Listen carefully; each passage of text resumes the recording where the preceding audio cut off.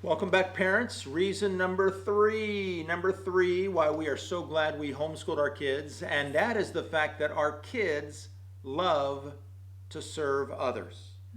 Debbie, how did we start that out? Well, as a family, they learned how to serve grandma. Grandma lived with us for a while, so even at dinner, they would take her plate away, do things with her. That was really special I remember when my mom, at to 87 years of age, got married, 82.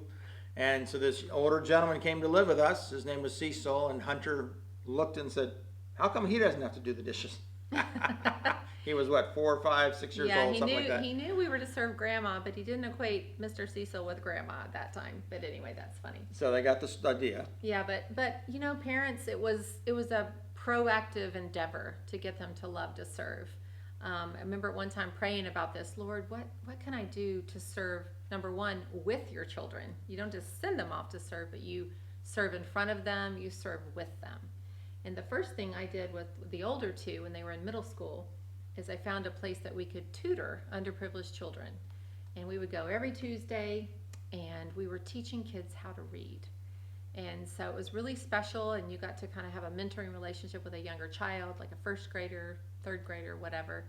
And Luke and Elise really began to love that. And I think Elise even decided she wanted to be a teacher because of it. And just be aware, you found out that you were tutoring in the number one. Crime area of Richmond, Virginia. Mm-hmm.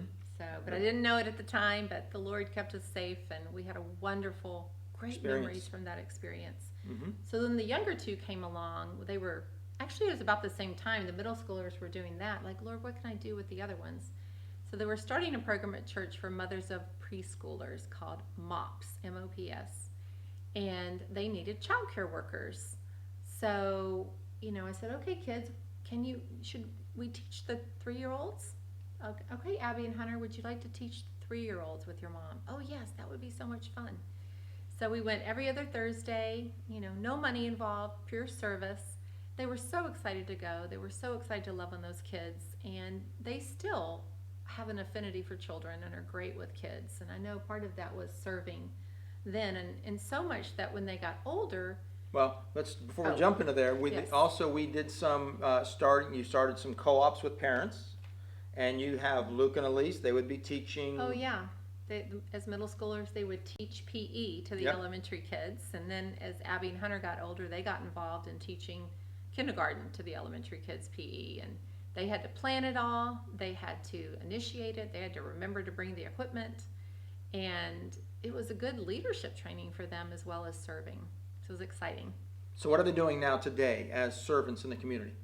Well, our older son, he has taught sports, for free, volunteer. I remember even to some Somali boys or Somali children of refugees. another culture out in Arizona. And Elise, for years, has taught school to as a volunteer in another country in the Middle East. So she was serving, not getting paid, even though she could have easily with her degree. And then Abigail, I remember her, she always just loved kids. And just a couple of years ago when she moved back to Virginia, she went back to working in the nursery at the Mothers of Preschoolers at our local church. And I remember Bob, one of the lady over it, came to me one day and she said, Abby, it's such a blessing to her, our daughter, because she's the only volunteer that didn't ask for money. Mm. Everyone else, and there's nothing wrong with being paid, we're worthy of our wages, but Abby, of all like 20 people, said to her, don't pay me, I just want to serve. That came from when she was young. And Hunter? Well, Hunter, he has combined his love for basketball with his love for serving.